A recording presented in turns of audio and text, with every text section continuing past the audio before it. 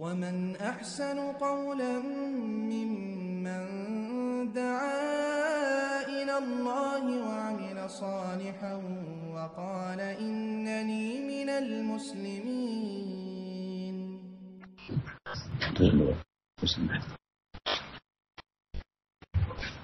بسم الله الرحمن الرحيم. الحمد لله والصلاة والسلام على رسول الله وعلى آله وصحبه أجمعين وبعد. সম্মানিত দিনী ভাই বোন, প্রশ্ন আমাদের এসেছে বেশ কিছু। প্রথম প্রশ্ন করেছেন যে আমার আব্বা সুদী ব্যাংকে চাকরি করতেন, উনি এখন পেনশন পেয়েছেন, তো এখন এই পেনশনের টাকাটা আমরা কি করতে পারি? যেহেতু সুদী ব্যাংকে, যা বুঝতে পারলাম সুদী ব্যাংকেই চাকরি করেছেন, সুতরাং এই চাকরি করা জায়েজ নয়। উনি যদি বেঁচে থাকেন তাকে তওবা করতে বলবেন। তওবা করা ফরজ, কবিরা গুনাহ। ফাতুবু ইলাল্লাহি জামিআন আইয়ুহাল মুমিনুনা লাআল্লাকুম তুফলিহুন। যদি দুনিয়া থেকে বিদায় হয়ে গিয়ে থাকেন তো দোয়া করুন, আল্লাহ গফুরুর রহিম। মানুষ দুনিয়া থেকে চলে যাওয়ার পরে যারা জীবিত ভালো মানুষ, তাদের দোয়ার মুখাপেক্ষী। আওয়ালাদিন সালেহিন ইয়াদুল্লাহ, বিশেষ করে নেক সন্তান যদি বাবা মা বিভিন্ন গুনহার কারণে ফেঁসে থাকে, দোয়া করে, সেটা খুব কাজে আসবে। নবী সাল্লাল্লাহু আলাইহি ওয়াসাল্লাম সহিহ মুসলিমের হাদিস। সুতরাং দোয়া করতে ভুলবেন না গুনাহগারদের জন্য, অথবা জানা থাকার না থাকে, আমরা সবাই গুনাহগার। এখন এই টাকাটা কি করবেন? টাকাটা নিজের কাজে ব্যবহার করবেন না, তাখাল্লুসের জন্য, মানে তাকাররুবের জন্য নয়, আল্লাহর সান্নিধ্য লাভের জন্য নয়। হ্যাঁ, আল্লাহ নৈকট্য অর্জন হারাম পয়সা দিয়ে হয় না, হারাম কাজ দিয়ে হয় না। সুতরাং মুক্তি লাভের জন্য, যে আল্লাহ পয়সাটা হারাম উপায়ে চলে এসেছে, এটা থেকে আমি মুক্তি লাভ করতে চাই, আমার আব্বাও যাতে মুক্তি পায় বা আমি মুক্তি পাই, সুতরাং টাকাটা তোমার সন্তুষ্টির জন্য, মুক্তি পাওয়ার জন্য আমি দান করে দিচ্ছি।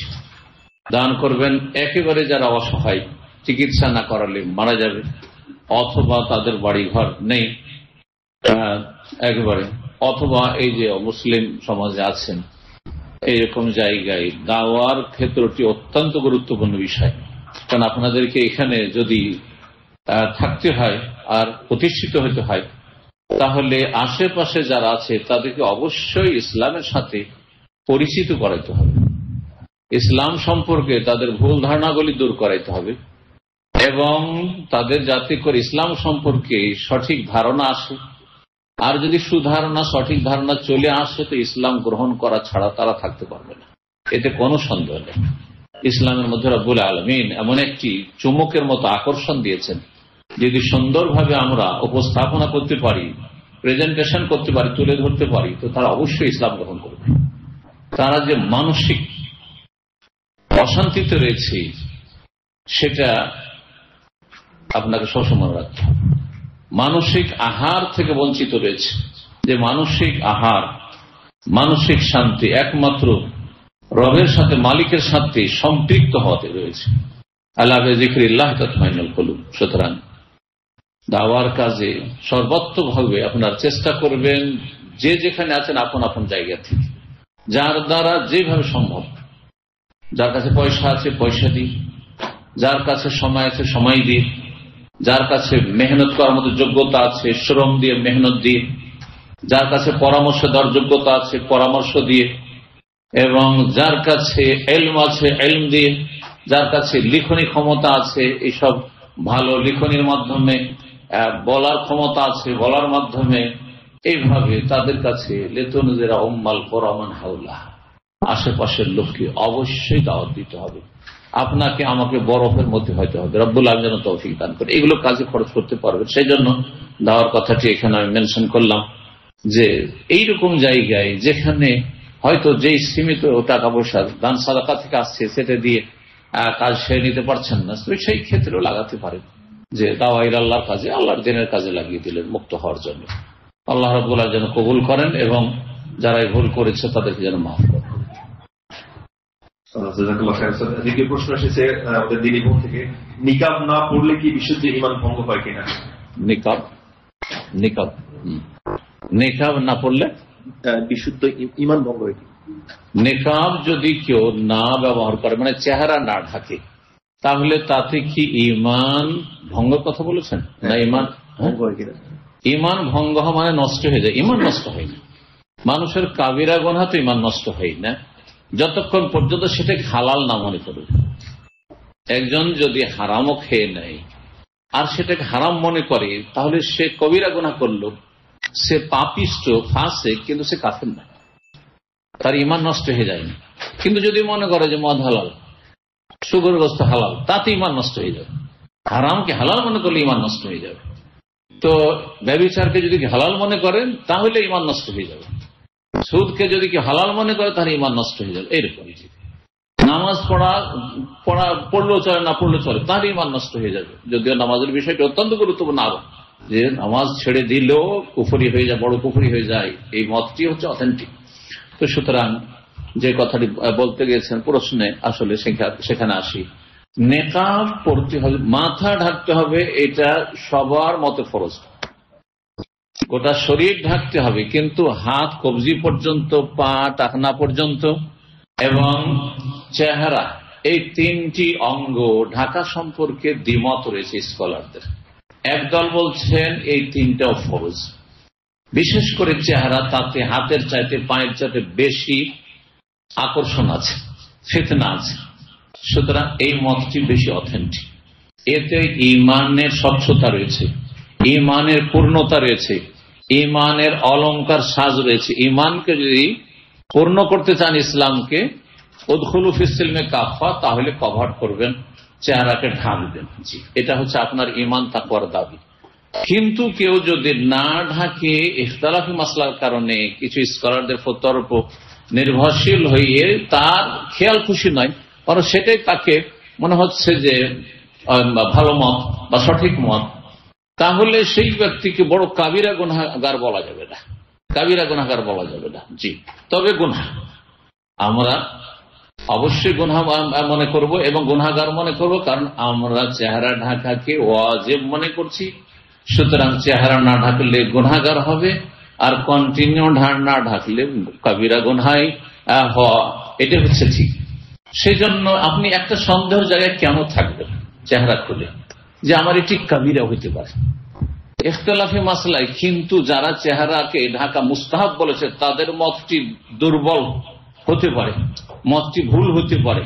তাহলে এইরকম ঝুঁকিপূর্ণ জায়গায় কেন থাকবেন? চেহারা ঢাকতে তো অসুবিধা নেই, যেখানে মুশকিল আছে, ঢাকতে পারছেন না বা ঢাকাতে হচ্ছে, খুলতে হচ্ছে কোন কোন জায়গায়, না হলে হয়তো হয়রানি হতে হবে, সেই রকম জায়গাগুলিতে আদ-দারুরাতু তুবিহুল মাহযুরা, সেখানে হয়তো কিছুক্ষণের জন্য বৈধ, কিন্তু সব সময় খোলা রাখবেন আর নিজেও ফিতনায় পড়বেন, অন্যকেও ফিতনা ফেলবেন, মুমিলাতুন মাইলাতুন এর মধ্যে পড়ে যাবেন। এটা বিপজ্জনক। আল্লাহ হেফাজত করুন, আল্লাহ তৌফিক দান করুন। চেহারা ঢাকবেন, এটি ঈমানের পূর্ণতা। আবার বলছি, কিন্তু ঈমান ভঙ্গ হয়ে যাবে না কেউ চেহারা না ঢাকলে, যদি মাথা ঢাকা থাকে, চুল ঢাকা থাকে, যদি গা হাত ঢাকা থাকে। তৃতীয় প্রশ্ন এসেছে, যদি কেউ আসরের নামাজ পড়ে এক মসজিদ থেকে অন্য মসজিদে লেকচার শুনতে আসে, সেক্ষেত্রে কি তাকে 2 রাকাত তাহিয়াতুল মসজিদ আদায় করতে হবে কিনা? তাহিয়াতুল মসজিদ, এটি হচ্ছে সঠিক মত, যে কোনো সময় পড়তে হবে। শুধুমাত্র 3টি সময় কঠোর নিষিদ্ধ। ঠিক সূর্য মাথার উপর, ঠিক সূর্য উঠছে, ঠিক সূর্য ডুবছে, এই 1-2 মিনিটের মধ্যে পড়বেন না। আর বাকি সময়গুলিতে, আসর থেকে মাগরিব, ফজর থেকে নিয়ে ঘন্টাখানেক যে সূর্য ওঠা পর্যন্ত, এই সময়গুলিতে মসজিদে এসছেন, বসতে চাইছেন, তাহলে পড়বেন। দাঁড়িয়ে দাঁড়িয়ে চলে গেলেন কাজ করে, অসুবিধা নেই। কিন্তু আপনি যদি বসতে চান, ইযা দাখালা আহাদুকুম মসজিদ, রাসূলুল্লাহ বলছেন, তোমাদের কেউ যখন মানে যে কোন সময়, ইযা দাখালা আহাদুকুম মসজিদ, তোমাদের কেউ যখন মসজিদে প্রবেশ করবে, ফালা ইয়াজলিস, অতক্ষণ বসবেন না, হাত্তা ইয়ারকা রাকাতান, যতক্ষণ 2 রাকাত কমপক্ষে না পড়ে নেবে, সেজন্য 2 রাকাত পড়েই বসবেন। এটি কারণগত নামাজ, নফল নয়। এমনি অতিরিক্ত নফল নিষিদ্ধ, যে হাদিসে নিষিদ্ধ আছে, মানে এমনি এমনি নফল পড়তে আছেন 4, 6, 10, এটা জায়েজ নয়। কিন্তু মিনিমাম 2 রাকাত পড়ে বসবেন, এটা আপনার জন্য সুন্নাতে মুআক্কাদা।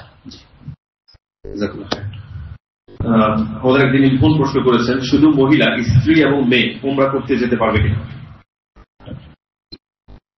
মহিলারা, যদি মহিলাদের একটি গ্রুপ থাকে, আর সফর নিরাপদ থাকে, তাহলে কি বিনা মাহরামে সফর করে হজ উমরা বা অন্য কোন বৈধ সফর করতে পারবে কিনা? শুধু হজ উমরার মশলা নয়, যে কোনো সফর, দেশে যাচ্ছেন, দেশ থেকে আসছেন, স্বামীর কাছে যাচ্ছেন, বাবা মায়ের বাড়ি যাচ্ছেন, যে কোনো জায়গায় যাচ্ছেন, যদি সফরের ডিস্টেন্স হয়, দূরত্ব হয়, তাহলে বিনা মাহরামে সফর করা জায়েজ নয়। নবী সাল্লাল্লাহু আলাইহি ওয়াসাল্লাম বলছেন, লা ইয়াহিল্লু লিইমরাতিন তুমিনু বিল্লাহি ওয়াল ইয়াউমিল আখির, কোন মহিলার জন্য হালাল নয়। হালাল নয় মানে কি? হারাম। নেগেটিভে কি হয়ে যায়? হ্যাঁ, পজিটিভ হয়ে যায় না, মানে হারাম। হারাম হচ্ছে কোন মহিলার জন্য সফর করা, তাহলে কথাটি এমনি মাকরুহ নয়।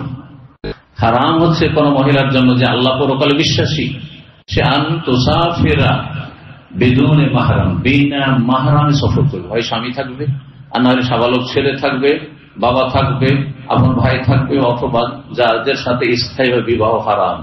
সফর হজের হোক, ওমরার হোক, ফরজ হজ হোক, নফল হোক, আর এমনি জায়েজ সফর হোক, ব্যবসা সফর হোক, জায়েজ নয়, গুনাহগার হবে। হজ ওমরা হয়ে যাবে, কিন্তু সফরের কারণে গুনাহগার হবে। আল্লাহ যেন এই বিধানটি নবী সাল্লাল্লাহু আলাইহি ওয়াসাল্লাম মেনে চলার তৌফিক দান করেন। কোথাও অনুমতি হয়ে গেছে, তার মানে সেটি শরীয়ত হয়ে যায়।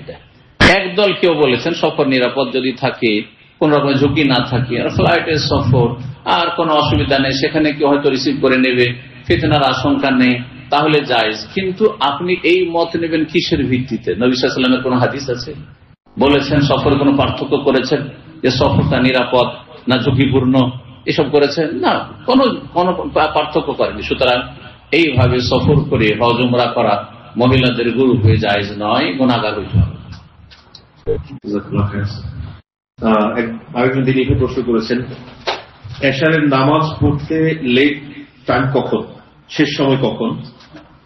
ফজরের নামাজ যদি আগে পড়ে নিই সেক্ষেত্রে কতটুকু সঠিক হবে? উনি যেটা বোঝাতে চাচ্ছেন, আমাদের এখানে কিছু কিছু মসজিদে 1টা থেকে 1:30টার ভিতরে ফজরের নামাজ আদায় করা হয়। প্রথম ফজরের সালাত 1:30টাতেই, সেটা কতটুকু সঠিক হবে? 1:30টাতে কি শুভ সাদেক হচ্ছে?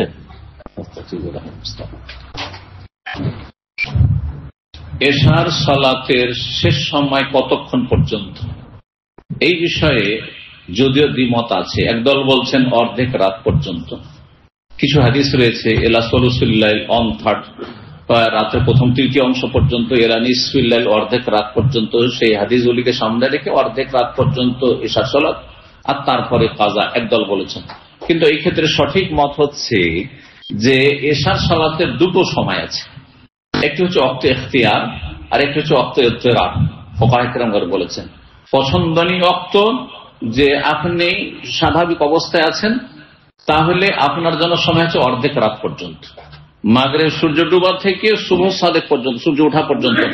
এটাকে অর্ধেক করে 2 ভাগ করবেন, আর মিডিল রাত যদি হোক না কেন, ছোট বড়তে আপনার পার্থক্য হয়ে যাবে, দেশ হিসাবে আর এলাকা হিসাবে অর্ধেক রাত পর্যন্ত। এটা হচ্ছে পছন্দনীয় ওয়াক্ত ইখতিয়ার।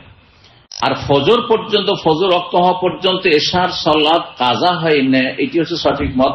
কিন্তু এটি ওয়াক্ত ইত্তেরার, যদি মজবুরি থাকে, নিরুপায় হন, কোথাও ধরেন ঘুম চেপে গেছিল, অথবা আপনি ভুলে গেছে ব্যস্ততায়, তাহলে ওয়াক্তই আছে আপনার, এটা ওয়াক্ত আছে, ওয়াক্ত পার হয়ে কাজা হয়ে যায়নি, তাহলে ফজরের ওয়াক্ত আসা পর্যন্ত এশার ওয়াক্ত থাকছে।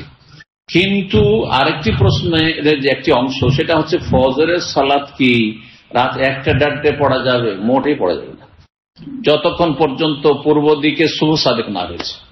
শুভ সাদেক, দেখেন সালাত বিলম্বে পড়লে কবুল হবে, হ্যাঁ, যদি আপনি স্বেচ্ছায় যদি আপনি লেট করেন তো গুনাহগার হবেন। হ্যাঁ, ওয়াক্ত পার করে দিল, ধর ওয়াক্ত পার হয়ে গেছে, আসরের নামাজ মাগরিব পরে পড়ছেন, ইমাম ইবনে তাইমিয়া রাহিমাহুল্লাহ শুধু বলছেন যে আর এর কাজা নেই, হ্যাঁ, বরং এর কুফরি কাজ করলো, আর সে তার তওবা ছাড়ার কোনো উপায়, কারণ এটা মানে আমল লাইসা আলাইহি আমরুনা ফাহুয়া রাদ্দুন, নবী সাল্লাল্লাহু আলাইহি ওয়াসাল্লাম তরিকে আসলো না, সেই জন্য এটা রিজেক্টেড, আর এই নামাজ কবুলই হবে না। বাকি সমস্ত আইম্মা কেরাম বলছেন যে আসরও যদি কেউ মাগরিব পর পড়ে, ফজর যদি সূর্য ওঠার পরে পড়ে, তাহলে সেটা আল্লাহ কবুল করবেন, নামাজের হিসাবে নেবেন না, কিন্তু তার আন সালাতিহিম সাহুন, গাফিলতির জন্য শাস্তি হবে। হ্যাঁ, সে গুনাহগার অবশ্যই, বুঝতে পারছেন না? কিন্তু বিফোর টাইম, সময়ের আগে নামাজ পড়ে নেবেন, কারো মতে নামাজ কবুল হবে না। জোহর নামাজ আপনি 10টা 11টা পড়ে নেবেন, হবে না। আপনি মাগরিবের নামাজ সূর্য ডুবার আগে পড়ে নেবেন, 2 মিনিট আগে পড়ে নামাজ হবেই না। এইরকম ফজরের নামাজ আপনি পড়ে নেবেন, শুভ সাদেক পূর্ব আকাশ সাদা হয়নি চওড়া ভাবে, তার আগে আপনি পড়ে নিলেন, তাহলে নামাজ হবে না। জি, মোটেই নামাজ হবে না। এতে কোন ইখতিলাফ নেই। আল্লাহ হিদায়াত দান করুন।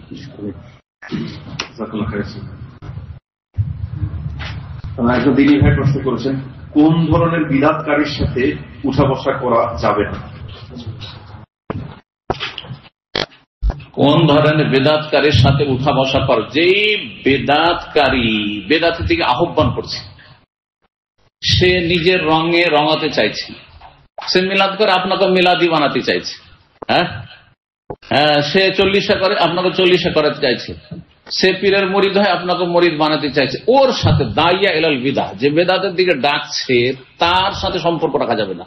তাকে কোণঠাসা করতে হবে, একঘরে করতে হবে এবং তার থেকে দূরে থাকতে হবে, লোকজনকে সতর্ক করতে হবে, দূরে রাখতে হবে। কিন্তু যারা এমনিতে সাধারণ মানুষ, হয়তো দিনের জ্ঞান নেই, সেজন্য বিভিন্ন বেদাত করছে, এরাই তো আমাদের দাওয়াতের ফিল্ড। দাওয়াতের 3টি ফিল্ড, একটা অমুসলিম, আরেকটি হচ্ছে ধর্মকর্ম করে কিন্তু ভ্রান্ত ধর্ম করে, শিরক বিদআতের ধর্ম পালন করে, কিন্তু সাদাসিধা মানুষ বেচারারা যদি জানে তাহলে হেদায়েত পেয়ে যাবে, যেমন হচ্ছে আলহামদুলিল্লাহ। এটাই তো আসল ফিল্ড আমাদের মুসলিম সমাজের দাওয়াতের গুরুত্বপূর্ণ একটা ফিল্ড। তৃতীয় ফিল্ড হচ্ছে মুসলিম সমাজের বিভিন্ন পাপে জড়িয়ে আছে, বেনামাজি, আর বিভিন্ন পাপ করছে, হারাম খাচ্ছে, হারাম জীবনযাপন করছে, রোজগার হারাম করছে, এইটা একটা ফিল্ড। তো এই 3টি ক্ষেত্রে আমাদেরকে দাওয়ার কাজ করে যেতে হবে।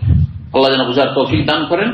এবং যে কথাটি বললাম যে সাধারণ যারা বেদাত করে তাদের সাথে সুসম্পর্ক রেখে তাদেরকে উদ্ধার করার চেষ্টা করতে হবে, কারণ তারা আমাদেরকে পথভ্রষ্ট করতে সহজে পারবে না, কারণ তাদের যোগ্যতা নেই। কিন্তু বিদাতি মোল্লাদের বিদাত কোরআন হাদিসের অপব্যাখ্যা করে বিভ্রান্ত করে বেদাতের দিকে আহ্বান করছে, তাদের থেকে অনেক দূরে থাকতে হবে এবং জাতিকে অনেক দূরে রাখতে হবে। আল্লাহ বুঝার তৌফিক দান করেন। উপর যে প্রশ্ন এসেছে, সালাফি বা আহলুল হাদিস কি সঠিক পথে আছে, যদি থাকে এর দলিল কি? সালাফি মানহাজ বা আহলুল হাদিসদের মানহাজের অপর নামই হচ্ছে খাঁটি ইসলাম। এই যে আজকের আলোচনার বিষয়বস্তু বিশুদ্ধ ঈমান আর সঠিক অনুসরণ, এটা হচ্ছে সালাফি মতাদর্শ। আপনি একজনকে সালাফি বলেন আর একজনকে খাঁটি মুসলিম বলেন, দুটো হচ্ছে প্রতিশব্দ। প্রতিশব্দ যেমন রাত আর নাইট, ঠিক আছে, বুঝছেন না? প্রতিশব্দ।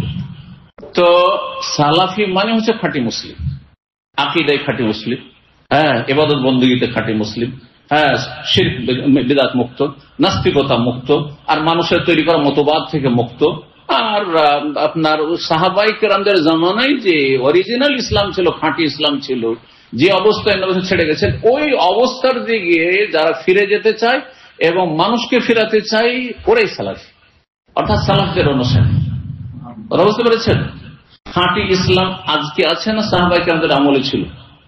সাহাবায়ে কেরামদের জামানায় ছিল। তো সাহাবায়ে কেরামদের জামানার ইসলামের দিকে যারা ফিরে নিয়ে দিয়ে যেতে চায়, তারাই তো খাঁটি মুসলিম, তারাই তো খাঁটি মুসলিম। তাদের কোন একজন এজন ইমাম নেই, সবাই তাদের ইমাম। আবু হানিফা ইমাম, শাফি ইমাম, মালিক ইমাম, আহমদ ইমাম, এবং সমানভাবে ভালোবাসি। আল্লাহ, আমি যেমন ইমাম শাফিকে ভালোবাসি, ইমাম আহমদ বিন হাম্বলকে ভালোবাসি, ইমাম আবু হানিফা ভালোবাসি। কিন্তু যদি একজনের মযহাবের অনুসারী হইতাম তাহলে চোখটা না হয়ে যেত, একদিক দেখতাম আর একদিক দেখতাম না। একজনের সাথে অন্ধ মহব্বত, আর একজনের কথার সামান্য মূল্য নেই। এটা সালাফিদের আদর্শ না, বুঝতে পারছেন না? জি। তো লজিকেও যুক্তিতেও আপনি যদি বুঝে নেন, তো আপনি সালাফি হওয়া ছাড়া অন্য কোন মতাদর্শ গ্রহণ করবেন না। কারণ সালাফি মানে আপনি আবু বকর, উমর, উসমানের মতো ইসলাম পালন করতে চান, আলীর মতো ইসলাম পালন করতে চান, হাসান হুসেনের মতো ইসলাম পালন করতে চান। জি, রাদিয়াল্লাহু তাআলা। দিদি বোন প্রশ্ন করেছেন, মৃত ব্যক্তির যাকাত কি তার সন্তানরা আস্তে আস্তে দিতে পারবে? তো তারা ধারণা করছে তাদের মায়ের কিছু যাকাত বাকি ছিল। মৃত ব্যক্তির যাকাত কি তার সন্তানরা আস্তে আস্তে দিবে? আস্তে আস্তে কেন দিবে? বরং তার মিরাজ থেকে ধন সম্পদ, গয়নাগাঠি, জমি জায়গা বন্টনের আগে যাকাত আল্লাহর হক আদায় করবে, ধার কর্জা থাকলে আদায় করবে, তারপরে তখন জমি জায়গা বাঁচলে ভাগ করবে, না হলে ভাগ নেই। কথা বুঝতে পেরেছেন?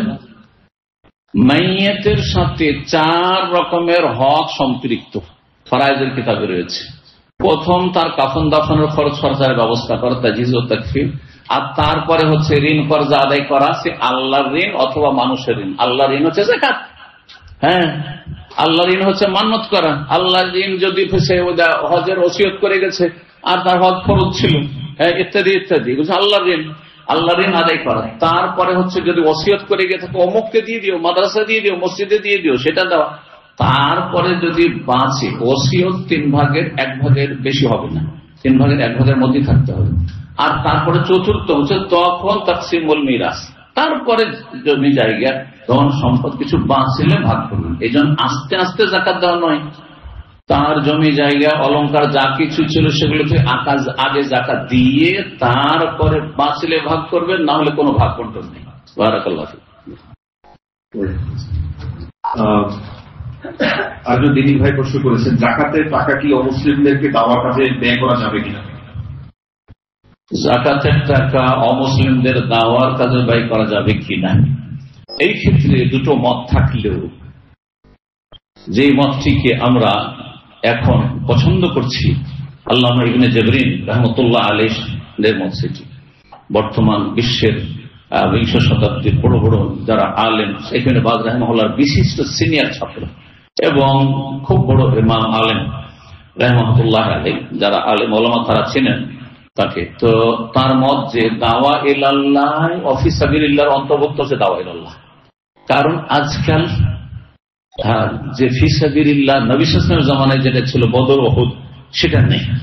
সুতরাং যখন সেটা নাই, তো সেই কাজটি কি দিয়ে হচ্ছে? দাওয়ার মাধ্যমে হচ্ছে।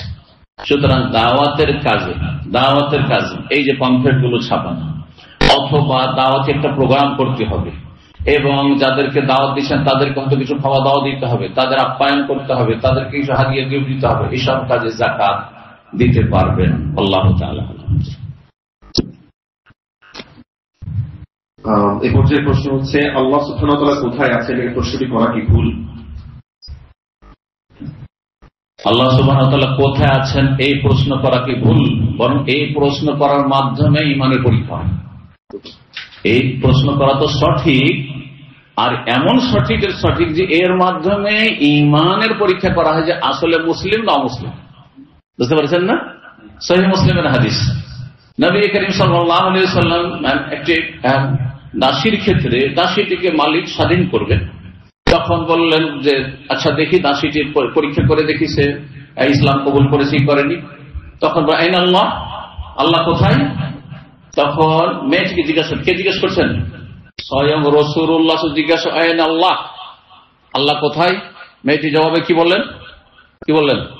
আমাদের দেশের মতো, যে ফিকুল্লে মাকান, সব জায়গায় সর্বত্র বিরাজমান, সবকিছুতে বিরাজমান।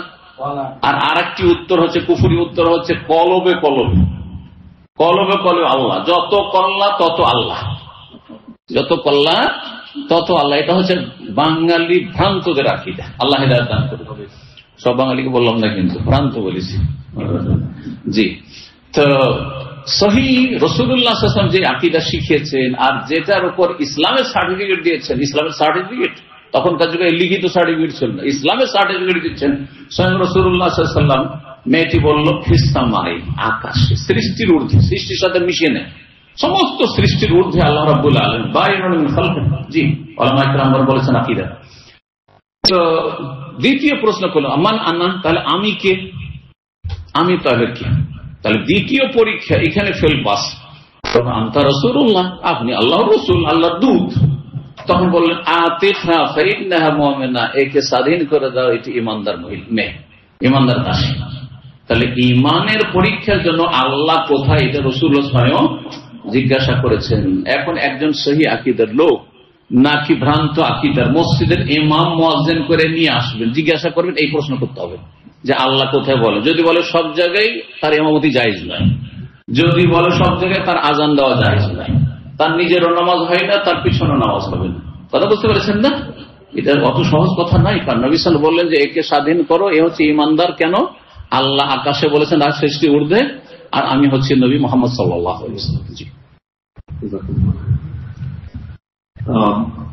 এক দিনই প্রশ্ন করেছেন, স্বামীর কথার অবাধ্য হওয়া কি কবিরা গুনাহ? স্বামীর কথার অবাধ্য হওয়া কি কবিরা গুনাহ?